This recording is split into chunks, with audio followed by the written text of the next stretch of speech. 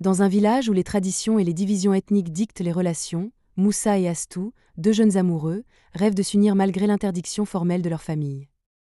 Leur histoire est une quête de liberté, un combat contre les préjugés, et une réflexion poignante sur l'amour face aux barrières imposées par la société.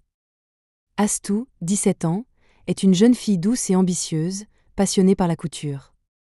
Moussa, 19 ans, quant à lui, est un berger rêveur, fasciné par les histoires et légendes du village. Ils se croisent régulièrement près de la rivière qui sépare leurs deux clans.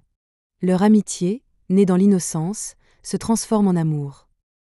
Moussa et Astou partagent des rêves d'un avenir où ils pourront vivre ensemble, libres des restrictions imposées par leur famille.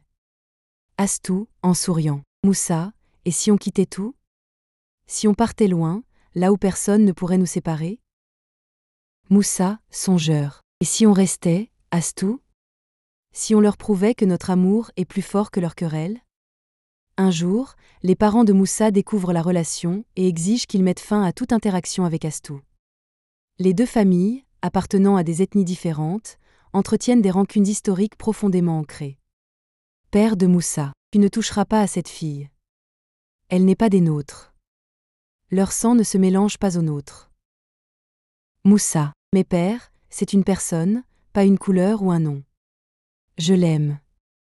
Astou subit également la pression de sa famille, qui menace de la marier de force à un homme du village.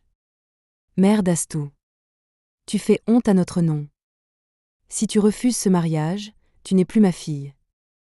Face à l'opposition des leurs, Moussa et Astou prennent une décision radicale, ils fuient ensemble.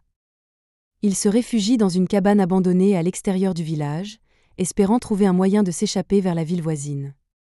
Pendant leur fuite, ils découvrent la dure réalité du rejet.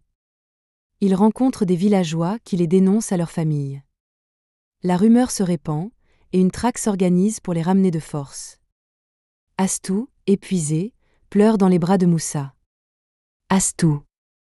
Moussa, et si c'était une erreur? Peut-être qu'ils ont raison. Peut-être qu'on ne pourra jamais être heureux ensemble. Moussa. Ne dis pas ça. Tant que je suis avec toi, je me battrai. Tu es ma maison, Astou. Les familles retrouvent les deux jeunes et les séparent brutalement. Moussa est battu et enfermé dans la maison familiale. Astou est enfermé dans sa chambre sous la surveillance constante de sa tante. Déterminé, Moussa trouve un moyen de s'échapper. Il parvient à rejoindre Astou une dernière fois. Ensemble, ils prennent une décision déchirante. Si leur union est impossible dans cette vie, ils choisiront de partir ensemble, même si cela signifie abandonner leur village pour toujours. Alors qu'ils tentent de s'enfuir à nouveau, un conflit éclate entre leurs familles, qui se retrouvent face à eux dans la forêt. Les deux clans s'accusent mutuellement de l'enlèvement et la tension monte dangereusement. Dans un geste désespéré, Moussa et Astou s'interposent. Moussa, criant « Arrêtez ! Ce n'est pas la haine qui nous définit. C'est votre orgueil qui vous aveugle. » Dans le chaos qui suit, un coup part accidentellement, et Moussa est gravement blessé.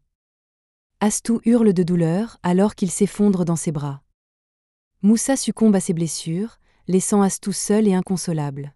La tragédie finit par rapprocher les deux clans, qui réalisent trop tard que leur querelle a coûté la vie à deux âmes innocentes. Astou décide de quitter le village pour poursuivre les rêves qu'elle avait partagés avec Moussa, jurant de raconter leur histoire pour que personne n'oublie leur amour. Dernier mot d'Astou. Nous étions différents, mais notre amour était le même. Ce village nous a brisés, mais peut-être que, grâce à nous, il pourra un jour guérir.